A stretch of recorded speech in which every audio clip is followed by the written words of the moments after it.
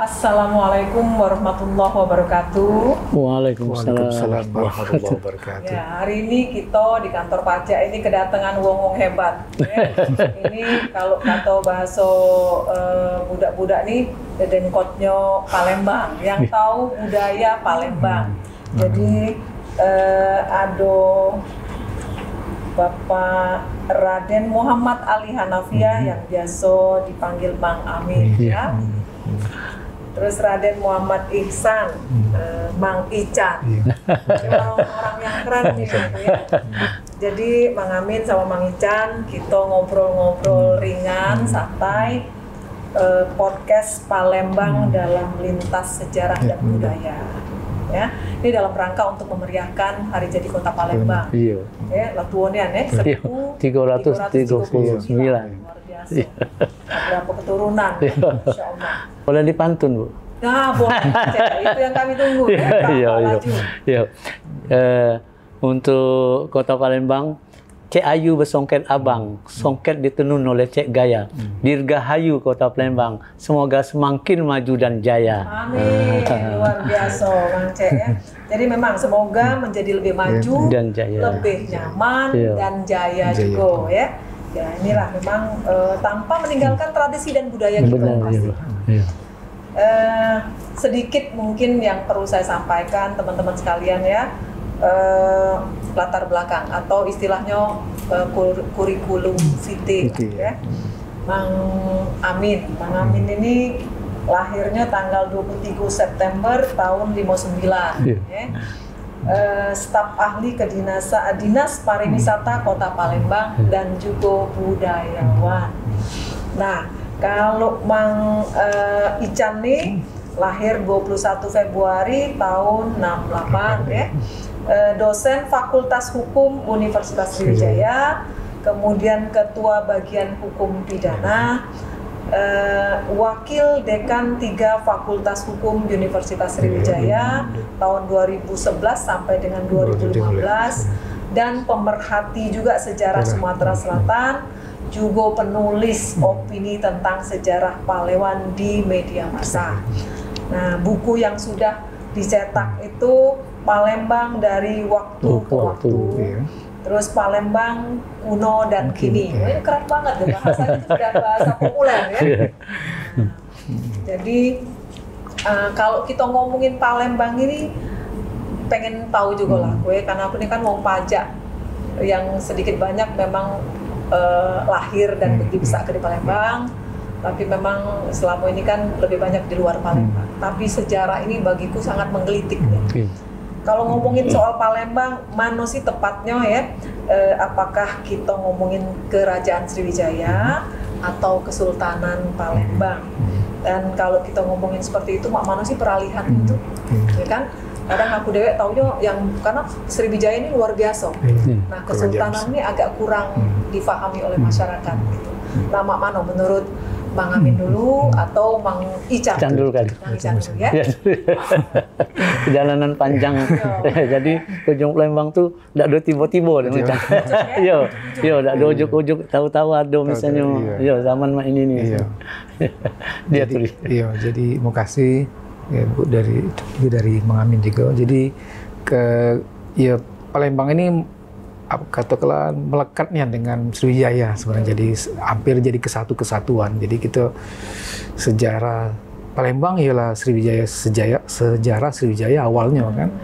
Jadi memang nama kerajaan besar yang disebut-sebut dalam pembukaan, dalam penjelasan UUD 45 juga disebutkan. Jadi bahkan Panding Pader kita Bung Karno menyebutkan bahwa kita tidak langsung jadi suatu negara, bahwa ada cikal bakalnya itu adalah Sriwijaya dan Majapahit. Dan begitu langsung masuk Sriwijaya ya di tempat kita ini, walaupun memang Sriwijaya juga kawasannya luas sampai ke semenanjung Malaysia sebenarnya kan. Tapi awalnya dia dari Palembang inilah. Jadi dari mana kita tahu itu dari itu tadi prasasti Kedukan Bukit yang ditemukan di tahun 20 itu yang dibaca sebagai pendirian suatu wanua Palembang yang dalam konteks Sriwijaya, yang waktu dikonversikan tanggalnya dari tanggal pertanggalan lama itu jadi tanggal 17 Juni tahun 682 Masehi. Dan kalau kita melihat angka itu, itulah angka yang paling tua untuk Indonesia, kota tertua Indonesia. Bahkan secara internasional, Sahdan katanya mengalahkan Baghdad. Baghdad lebih muda dari Palembang kalau melihat dari prasasti itu, prasasti kerajaan Sriwijaya itu. Dan itu ada di sinilah, di sini. Dan itu juga kita hampir sepakat para ahli itu sebagai tanggal hari jadinya lah. Jadi hari menjadi kota Palembang itu tanggal prasasti itu, ya? Dalam prasasti kedudukan bukit itu yang ditemukan ya 100 tahun yang lalu lah, hampir lebih dari 100 tahun yang lalu. Di daerah kita sini juga sebenarnya tidak jauh dari kantor pajak ini sebenarnya. Di Sungai Tatang, kira-kira berapa, tidak perlu jauh nih dari sini, termasuk itu. Itulah awal kerajaan Sriwijaya. Dan kita juga tahu bahwa memang keunggulan Sriwijaya itu memang kan diakui dunia, itu kan. Jadi bukan cuma soal dia pernah ada, tapi dia jangkauan wilayahnya, dan itu luar biasa itu. Itulah kelebihan dari kerajaan Sriwijaya itu. Mana aku dulu tahunya tuh raja terkenalnya tuh Balaputra Dewa. Balaputra Dewa. Itu sejarah ngomong. Nah, tadi kelanjutan peralihan dari Sriwijaya ke Kesultanan itu kira-kira Pak Mar? Iya, jadi dia sebenarnya memang suatu keniscayaan lah, artinya suatu masa kan pasti akan ada mengalami penurunan, beredup setelah berjalan berapa ratus tahun sampai jadi dari Sriwijaya yang 682 itu sampai kira-kira 1300-an itu mulai menurun. Dan juga Sriwijaya juga sudah mulai, karena dia negara maritim, dia bahari dia pindah ke beberapa titik ke Jambi, kemudian ke daerah-daerah lain. Nah, pada waktu itulah kemudian semakin kurang pengaruhnya lagi, semakin besar juga pada waktu yang bersamaan kekaisaran Tiongkok semakin kuat, kemudian di Jawa muncul Majapahit. Akhirnya kan proses itu katakanlah secara tidak langsung menekan wilayah kedaulatan dari Sriwijaya. Akhirnya kemudian itu tadi pelan-pelan menghilang suatu masa itu dia termasuk yang kalau kita boleh bangga juga kan, katakanlah penguasa terakhir kita Parameswara kemudian terpaksa harus pergi ke Tumasik, dan Tumasik itu menjadi Singapura, dari Tumasik dia pindah ke Melaka. Jadi itu cikal bakalnya kan dari Palembang. Dan selalu saja orang-orang Malaysia, orang Singapura kalau ingin menapak tilas dia kepengen ke Palembang, ingin melihat tempat asal mula nenek moyang mereka itu. Nah, bahkan pernah dengar itu Thailand pun mengakui bahwa turunan mereka tuh dari South Sumatera. Nah, itu benar nggak? Memang kemudian kan Sriwijaya juga sampai ada prasasti Ligor dan seterusnya yang di situ mengakui itu. Bahkan di India, di Nalanda itu ada prasasti yang menyebut tentang keberadaan Sriwijaya itu. Jadi semacam perwakilan, semacam apalah kalau kita ini di sana dari Sriwijaya ada tempat di India itu, karena pengaruhnya yang sangat besar pada waktu itu. Nah, cuma kembali ke soal tadi, dia dengan berjalannya waktu ya suatu yang tidak bisa dihindari kan, proses menurun kan, ada kekuatan baru. Nah, akhirnya itu meredup. Sempat lama juga Palembang ini meredup dan vakum itu yang dalam catatan memang catatan yang tidak mencatat malah kemudian, karena tidak tercatat siapa sih sebenarnya yang paling eksis berkuasa di Palembang, karena silih berganti tadi, termasuklah kedatangan Admiral Cheng Ho ke Palembang. Nah, itu berapa kali beliau ke Palembang untuk menyelesaikan berapa perintah dari Kaisar Tiongkok itu ke sini kan. Nah, setelah kemudian baru berhubungan kemudian dalam masa selanjutnya itu tumbuhnya kerajaan di Jawa, kemudian munculnya Kesultanan Demak. Nah, setelah Kesultanan Demak timbul semacam konflik lah di sana kan, goro-goro lah di sana.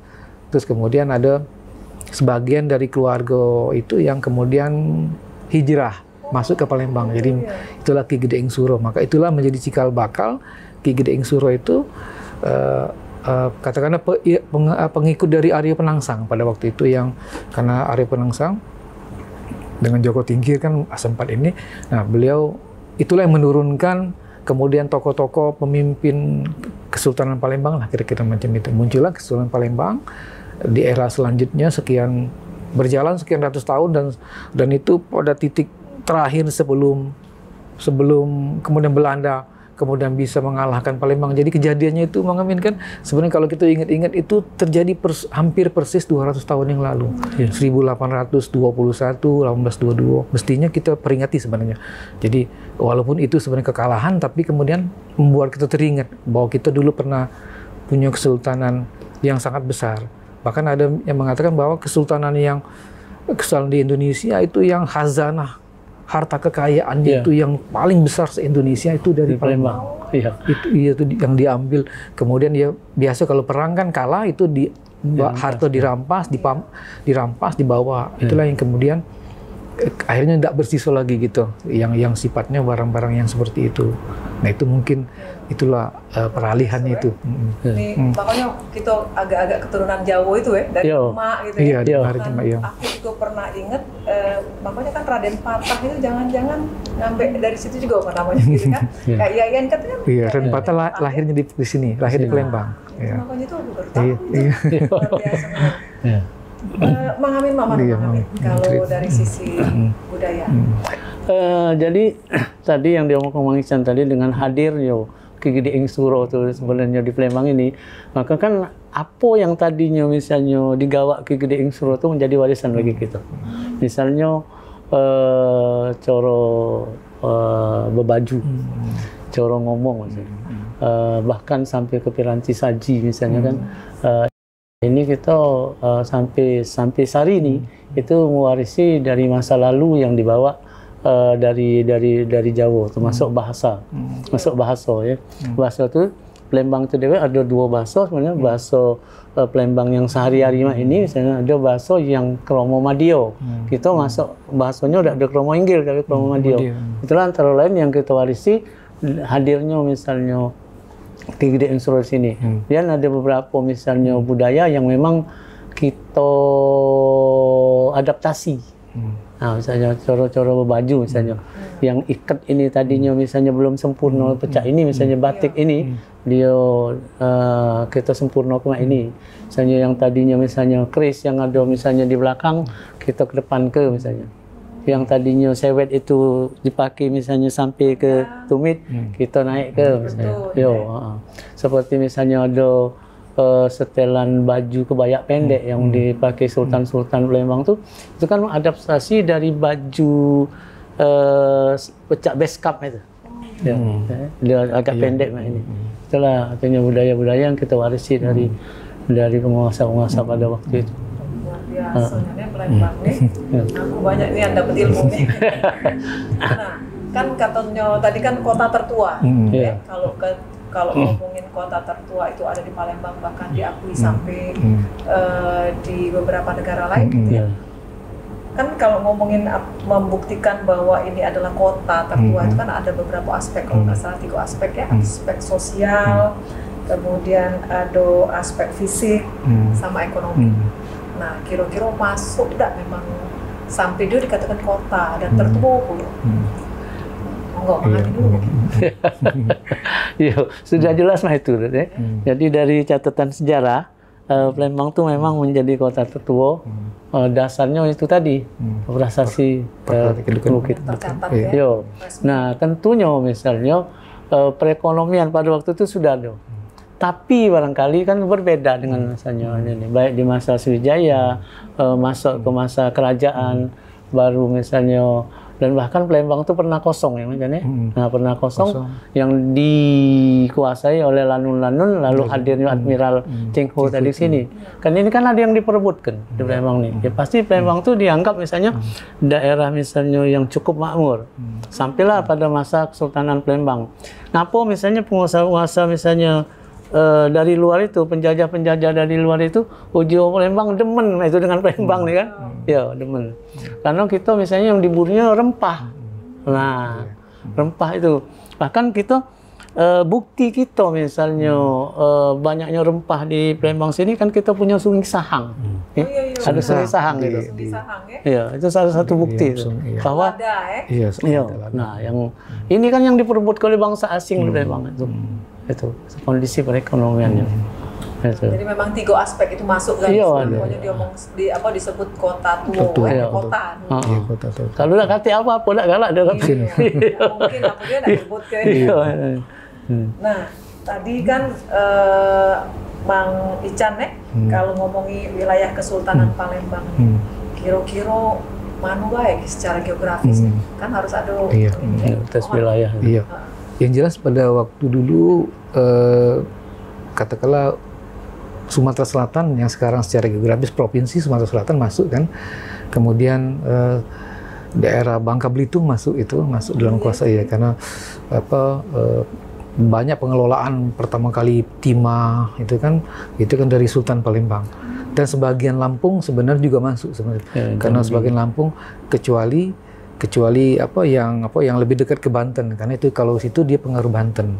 Jadi memang wilayahnya, cuma mungkin kemudian karena terjadi masa kolonial itu kemudian dibuat Belanda beda lagi, jadi dibatasinya ini Keresidenan Palembang, ini Bengkulu, ini Jambi, ini Bangka Belitung, ini Lampung, jadi dipisah-pisah. Tapi dulu istilahnya tuh irisannya tuh sudah lebih dari provinsi Sumatera Selatan sekarang.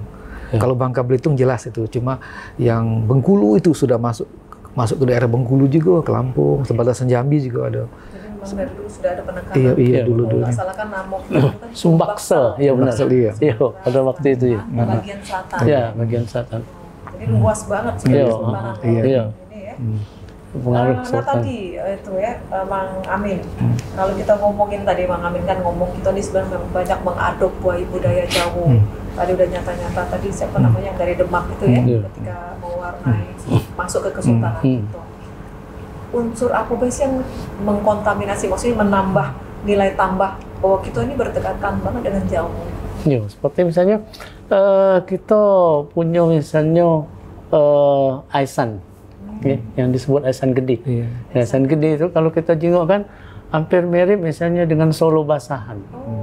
Sama-sama tidak baju yang lanang. Ya, kalau kita jengok yang ada ini hari yang sekarang ini kan jauh berbeda misalnya. Dan ini bahkan pacak diperkirakan bahwa mengadopsi juga di masa Sriwijaya tadi. Kalau kita jengok relief yang ada di candi itu kan ya. Jadi dia bermahkota yang disebut Wong Palembang Kesuhun itu. Dia misalnya pakai selempang sawit yang ada di dado itu misalnya kan. Dia pakai kecak lengan yang di sini kanan kiri misalnya. Nah, ini budaya-budaya ini yang memang kita ambil dari sana, lalu kita sempurna ke ya, pada akhirnya misalnya Aisan Gede itu misalnya kita jengok misalnya baju itu awalnya memang tidak berbaju. Nah, tuh karena dengan hadirnya Islam kita dengan adanya Kesultanan tadi lebih kita Islami. Lalu ada lagi Aisan lain misalnya yang Pak Sangko misalnya.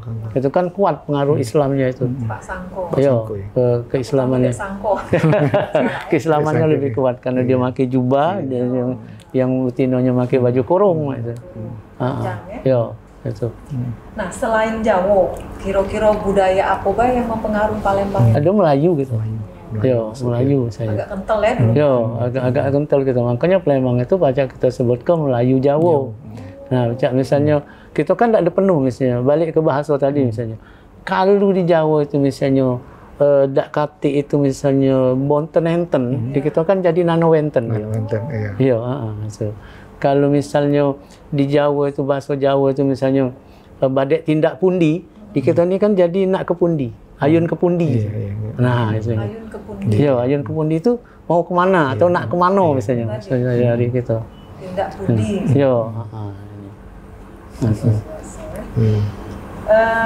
Nah, kalau ngomongin booming pada saat itu, katakanlah ekonomi di Palembang ini kan Sriwijaya itu memang menguasai banget ya. Salah satunya kan perekonomian. Dulu Palembang pada pergantian abad 20 pernah mengalami masa kejayaan. Jadi jaya-jayanya lah di abad ke-20 ya. Nah, kalau nggak salah itu disebut hujan mas. Hujan mas. Ya, hujan mas.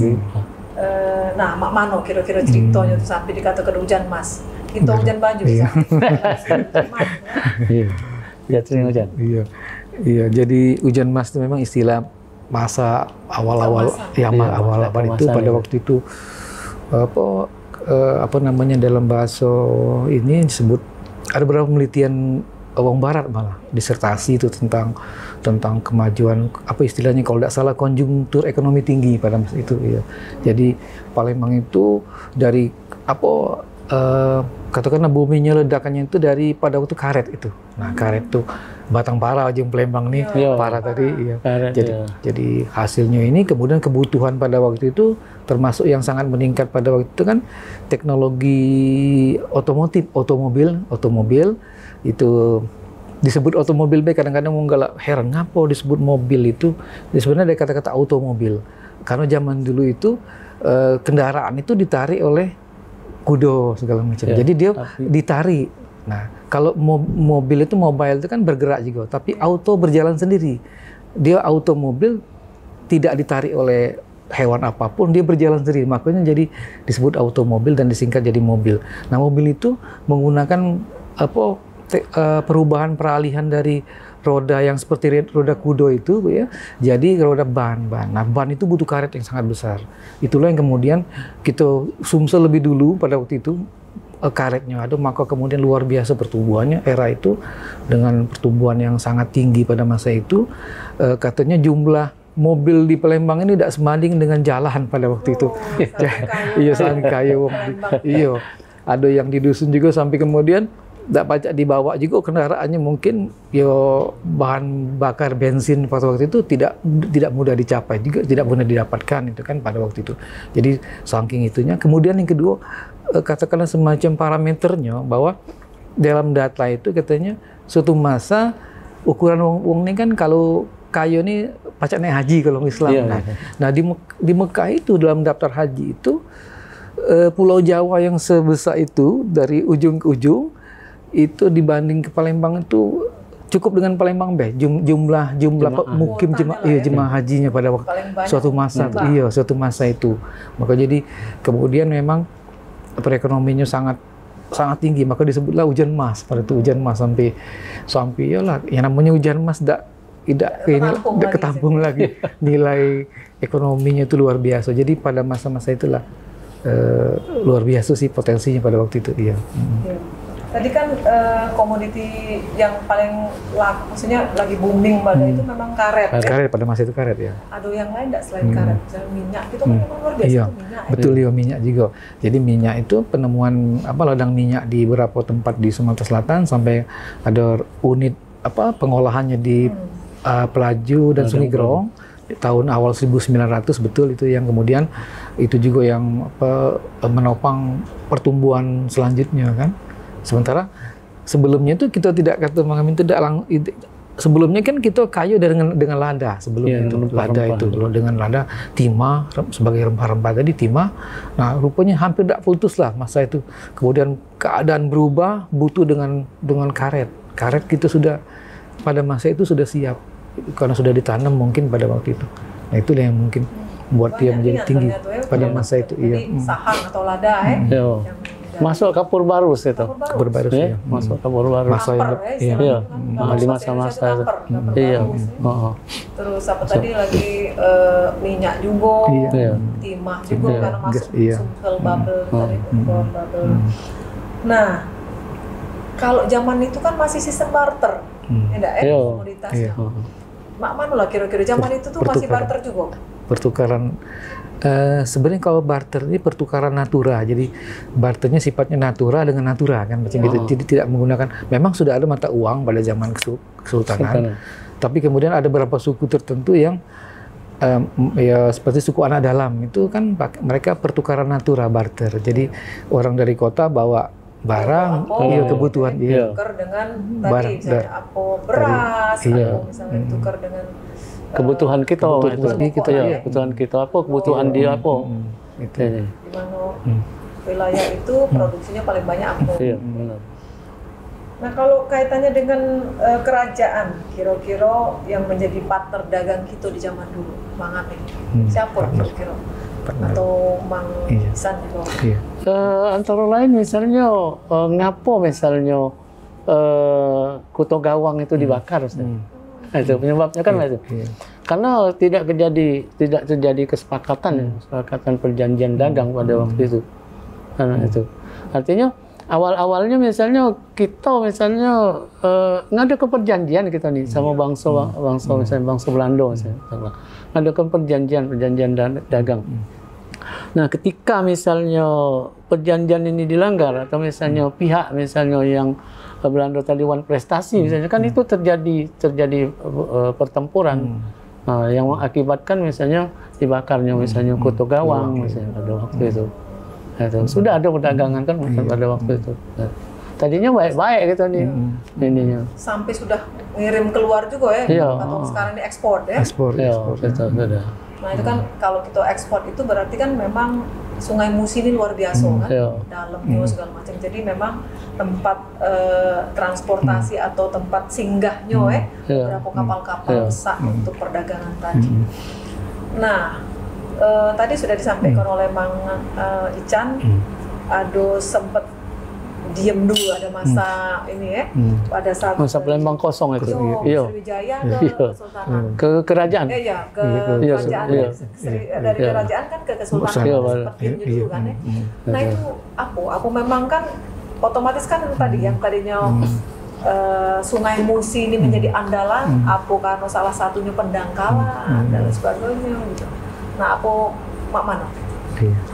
Mungkin itu dari kalau istilah kami itu mungkin keniscayaan zaman pada masa itu. Jadi pada waktu itu ada perubahan-perubahan. Jadi Sriwijaya meredup pada waktu itu kan, Majapahit naik, tapi kemudian mungkin Majapahit belum bisa kemudian menjangkau sampai ke sini, sementara Tiongkok juga kuat. Jadi mungkin pada waktu itulah akhirnya semacam tidak menentu lah di Palembang, dia tidak menentu, tapi hasil bumi tetap dia dari sini dibawa keluar kan gitu kan. Nah itu yang terjadi pada waktu. Jadi sebenarnya memang ada suatu masa memang itu tadi kekuatan dari satu tempat lain itu belum sampai ke sini, sementara sini sudah hampir dikatakan sudah tidak ada. Kan buktinya kan para Meswara pergi ke Singapura. Artinya Singapura karena dia nandak dijajah oleh Majapahit. Tidak mau dibawa pengaruh itu. Dia berangkat ke sana.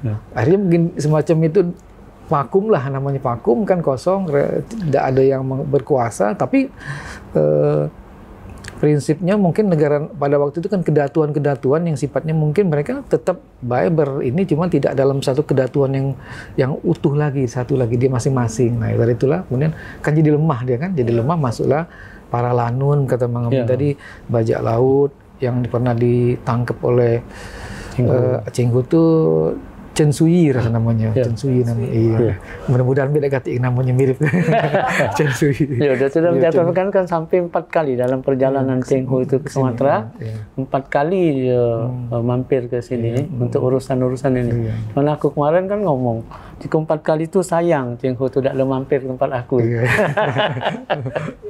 Kalau dia mampir, luar biasa lagi. Nah, kalau ngomongin aspek ekonomi di Palembang ini kan kita mengenal kata dikotomi antara ulu dan ilir. Ya? Kalau ulu itu kan kaya dengan sumber daya alam, aksesnya juga koneksinya kuat ke antar daerah gitu ya. Kalau hilir ini pusat perdagangan artinya, nah dalam maupun internasional. Nah, kira-kira apa sih yang melatar belakangi ada ulu sama ilir? Sebenarnya kalau kalau ukuran uluan iliran itu memang kalau Palembang kan masih iliran ya, Bu, sampai ke Sungsang itu iliran. Kalau dia sudah ada terjangkau lagi oleh Banyupasang pas musim Banyupasang itu uluan itu kan itu. Nah, mereka memang kemudian kan mungkin karena alam tadi kan, karena alam juga berhubungan dengan transportasi kan. Jadi kapal itu pada waktu musim tertentu kan dia lajunya itu kan kalau yang mengarah ke ulu itu kan agak butuh tenaga mereka itu. Jadi tidak semudah dari ulu ke ilir macam itu, karena kan mengikuti alir sungai menuju laut. Sampai kemudian baru ada teknologi tahun berapa itu kapal heck wheeler itu yang roda lambung ujung tuh. Jadi kapal itu melawan arus dia pacak. Nah itulah kemudian yang membuka Sumsel kemudian sampai ke pedalaman itu barang-barang di Palembang bisa lebih mudah sampai karena itu. Karena dulu kalau selain menurut catatan itu kan banyak perahu kajangan tuh, perahu kajangan datang ke Palembang, dia cuma bawa barang ke Palembang. dia nganyut bebas segitu nih kan. Iya. Sampai di Palembang dia tidak banyak yang pajak dia lakukan karena melawan arus. Nah, jadi kemudian ada suatu masa juga memang sudah dikembangkan kapal itu rupanya parkir mungkin di depan Sekanak, tempat Mamin mungkin sudah parkir, di situ ditarik oleh kapal bawah motor. Kendal itu. Bawah Kendal. Nah, ditarik kapal motor baru. Tapi kan sekuat-kuat tenaga itu pasti tidak akan banyak lagi bawa barang itu kan. Berbeda dengan dari Uluan ke sini gitu. Maka kemudian kecepatannya memang terjadi, percepatannya Palembang ke sini yang lebih cepat karena arus barang itu lebih tinggi. Hilir ya. Hilir. Makanya dibilang diomong ke pusat perdagangan. Maka perahu-perahu Kajang tuh jadi dikata ke perahu dari kita karena dia tuh lama di sini di sininya tuh, dan di situ menjadi tempat tinggal bagi pendatang-pendatang itu di perahu Kajang itu. Selain bawa barang dia juga tinggal dulu. Iya, tinggal dulu untuk beberapa saat itu di Palembang ini. Bahkan di yang menarik itu PT Pusri itu sebenarnya. Kan lambang bagian utamanya kan perahu Kajang.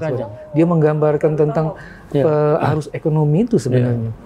Mestinya diangkat lagi bahwa itu jadi apa maksudnya, apa namanya bahasa ekonominya, partisipasi publik, peran serta masyarakat itu di lambang Pusri itu lebih dominan. Pusri itu kan paling besar dulu pada masa itu.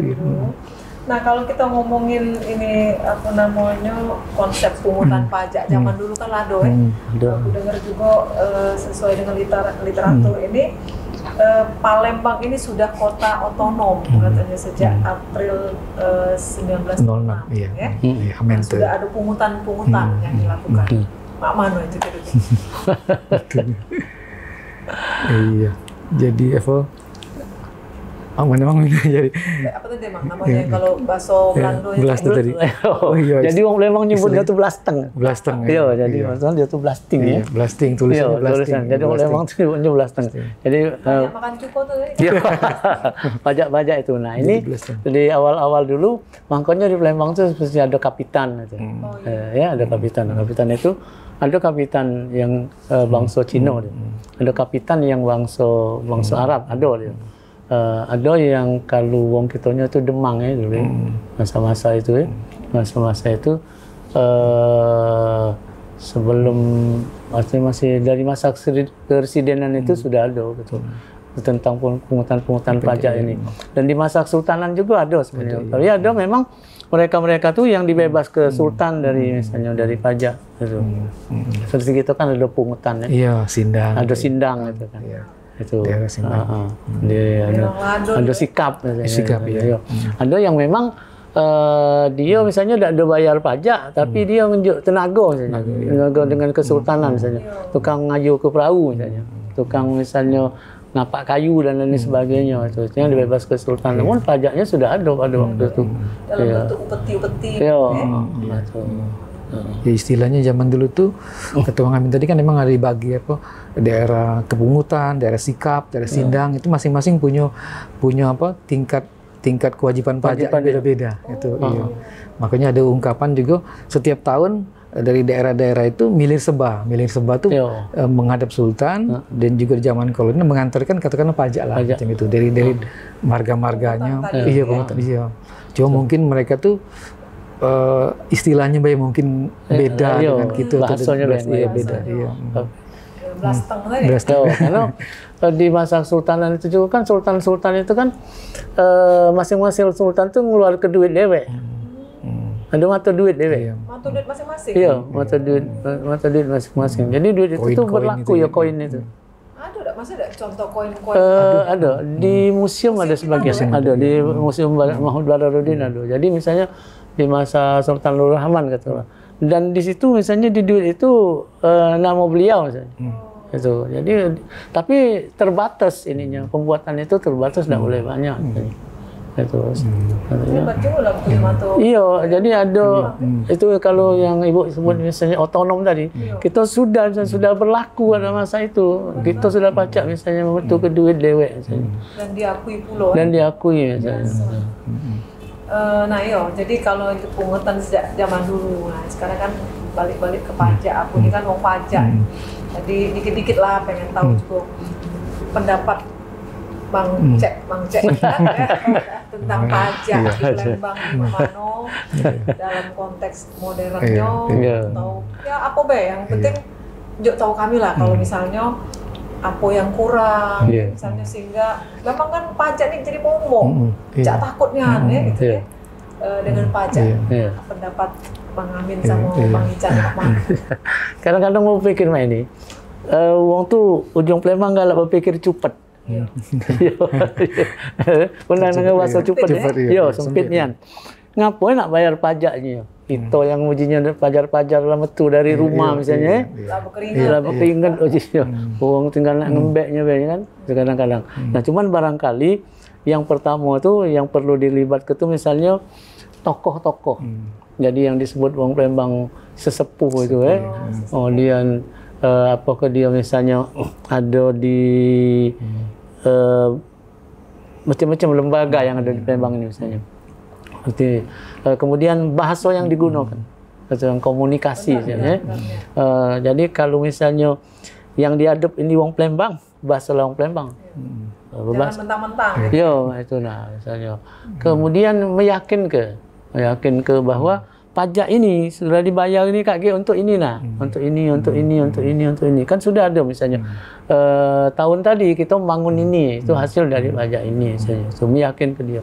Kemudian keteladanan itu misalnya kita bila kawan-kawan bayar pajak dia tidak. Nah, itulah.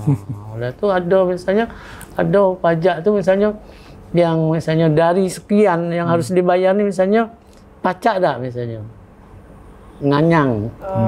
Nah, misalnya kadang-kadang tu walaupun sedikit misalnya kalau ini didiringan ke misalnya walaupun sedikit nian jadi senang dia ni.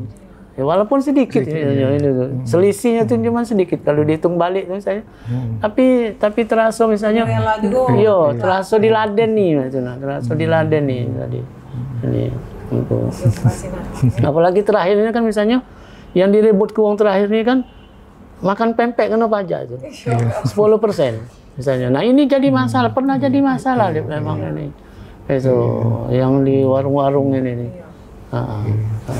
Lurus sedikit. Mang Ican, mana Mang Ican? Pajak yang sudah kaitannya dengan ini apa sih yang ada di benaknya Mang Ican? Kalau pikiran kulo tuh mungkin ini jadi apa zaman dulu tuh kan apa-apanya tuh sudah disediakan alam. Jadi bahasa kita ini tahu-taunya lado masih kapan gitulah. Ingat gitulah lado kalau. Jadi zaman dulu kan belum naik ke darat tadi balik ke soal daratan tadi. Jadi kan banyak di Sungai Musi. Sungai kan tidak dibuat oleh pemerintah. Sungai itu Tuhan yang buat. Jadi dia membuat berau, cuman dia nak ngalir ke perahunya sampai ke situ. Jadi dia tidak mungkin pada masa itu mungkin belum menemukan fasilitas yang dibuat oleh negara. Cuma kemudian ketika naik ke darat jalan dibuat kan jalan dibuat kemudian untuk keamanan dipasang lampu jalan seandainya sekolah-sekolah untuk keamanan petugas kepolisian penegakan hukum segala macam dan itu butuh biaya kan.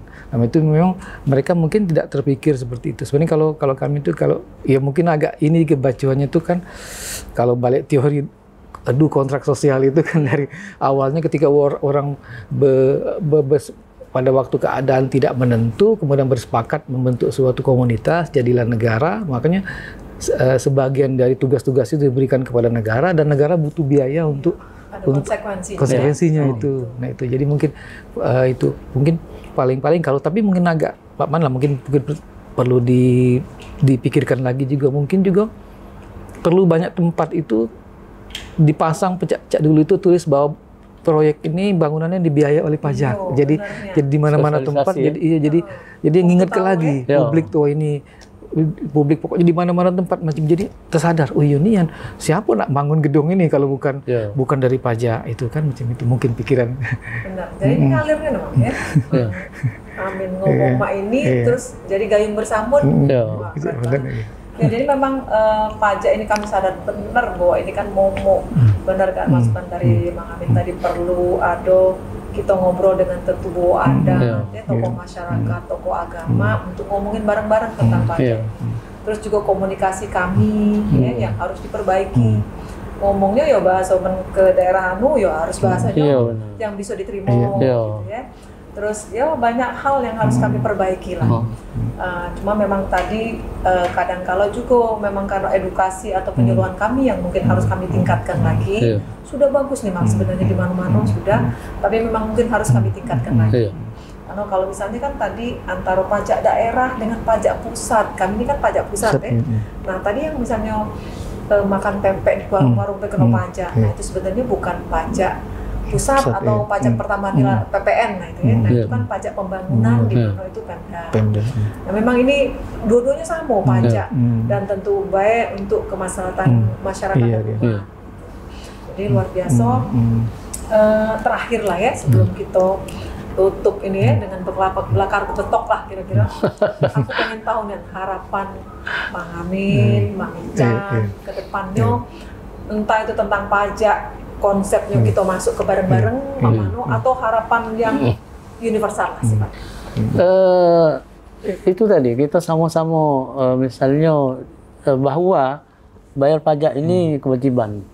Dan misalnya bukan tugas misalnya petugas pajak yang misalnya harus menjelaskan misalnya kamu tuh bayar pajak misalnya ini. Misalnya katakanlah dai-dai, ya, ustazah.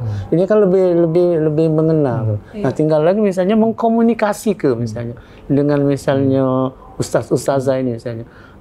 Karena di kampung-kampung ini di Wong Palembang masih mempan ini. Di kelompok ini misalnya, yang ngomongnya, yang harus ngomongnya siapa misalnya. Di kelompok ini yang harus ngomongnya, jangan misalnya tiba-tiba kita datang, yang tidak ada dikenal misalnya di kelompok ini datang ngomong ke masalah duit. Ini yang berat pula. Iya, ini ngomong ke bahwa misalnya di Palembang ini misalnya ada masyarakat yang dia tidak ngerti apa ini pajak pusat, pajak daerah, misalnya provinsi dan lain sebagainya. Pokoknya pajak kapan bicara pajak tuh bayangannya tuh duit tuh lah. Gitu. Harus metu ke duit gitu ini misalnya nah, itu. Dia tidak tahu misalnya bahwa yang dimbek ini misalnya menurut misalnya hukum Islam misalnya bahwa di jero duit yang kita terima ini, harta yang kita terima ini kan ada harta orang lain. Iya, ada punya orang lain yang berhak atas punya kita ini misalnya. Nah, dengan bahasa agama misalnya pajak kan pajak kita ngomongkan bahwa pajak itu di masa Nabi dulu misalnya, di masa Rasulullah dulu dalam perjuangan. Iya, pendekatan itu yang penting. Lagi ibu-ibu misalnya, sudahlah ibu-ibu. Iya. Bang Ican, iya. Mungkin kalau coba-coba melok generasi sekarang kan selain yang ini kan jadi mungkin di medsos atau di mana-mana apa yang di Instagram, apa di Facebook atau di ini selalu disampaikan kan. Dulu kan pernah ada orang bijak taat pajak gitu ya. Tapi kemudian kan tidak terdengar lagi gitu kan. Nah, kemudian juga harus mungkin dipikirkan suatu jargon yang jangan mudah diganti, walaupun mungkin pilihannya kan ada juga bagusnya diganti sana, tapi itu mungkin ilmu komunikasi sih lebih tahu apa. Jadi dimasukkanlah di mana-mana itu. Jadi kita akhirnya namanya istilahnya itu proses dalam teori itu katanya kita menginternalisasi. Jadi kita merasa inilah memang kewajiban kita sebagai warga lah macam itu. Cuman bahasanya mungkin agak diubah lagi karena kalau bahasa satu sisi tadi kan kulo ngomong ada jargon yang perlu dipertahankan, tapi ada juga yang perlu mengikuti era milenial sekarang pilihan itu ya memang agak tantangannya memang lebih variatif macam itu kondisinya. Juga barangkali media tradisional perlu juga karena mana misalnya media tradisional ini bicara di era milenial. Jadi bahasa tetap dia misalnya menggunakan yang tadi misalnya kesenian Dul Muluk, tapi bahasanya bahasa sekarang misalnya. Ya, ada bahasa yang misalnya bahasa populer bahasa populer sekarang. Jadi sesuatu yang tradisional itu dikemas di era milenial. Ada wayang gitu misalnya. Nah, itu. Karena misalnya masih ada wong-wong yang berminat dengan wayang ini, tapi ada wong-wong yang berminat dengan Dul Muluk misalnya. Di Palembang tuh kan ada juga wayang ya? Iya, di Palembang tuh ada wayang Palembang. Dul Muluk. Ada Dul Muluk. Iya, itu misalnya. Wah, ini luar biasanya ya. Jadi pertemuan kita ini banyak sekali insight atau pengetahuan juga yang aku dapatkan. Walaupun aku orang Palembang ternyata banyak yang baru tahu sekarang ini. Nah, jadi mau kasih banyak Bang Amin, Mang Ican. Pajak ini aku sangat-sangat berharap memang komunikasi kita akan kita coba perbaiki, masuk di berbagai sisi termasuk para budayawan. Nah, kami ini kan ada cara mengubah komunikasi ini kan dengan dialog kebangsaan. Nah, dialog kebangsaan itu tadi pajak ini mudah-mudahan tidak kami bayang ngomong budaya-budayawan seperti Bang Amin, Mang Ican ini malah ngomong tentang pajak. Jadi mungkin tidak stop sampai sini kayak Bang Amin sama Mang Ican ya.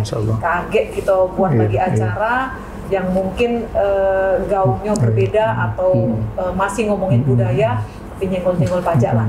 Jadi kalau Mang Amin sama Mang Ican kaget tampil di mana-mana, selip kelah bakso-bakso pajak. Jadi kalau pajak di Palembang ini maju, nah pajak pusat, pajak daerah, yakin aku 1000%, 100% lah ya kan 1000%. Pasti Palembang ini maju dan luar biasa. Ke depan nih tadi aku bilang tidak cukup sampai di sini, kita lanjut lagi dengan konteks yang lebih menarik, lebih bisa diterima oleh masyarakat. Sekali lagi kami, saya secara pribadi dan atas nama unit organisasi, jadi Direktorat Jenderal Pajak yang ada di sini, Kanwil DJP Sumatera Selatan dan Kepulauan Bangka Belitung, mau kasih nian, salam sehat, salam bahagia selalu. Aku berdoa mudah-mudahan dengan dekatnya pajak dengan budayawan ini, budaya-budaya kita juga bakal makin cepat karena tidak hanya di lokal tapi nasional bahkan internasional. Itu ya semua. Terima kasih. Wassalamualaikum warahmatullahi wabarakatuh.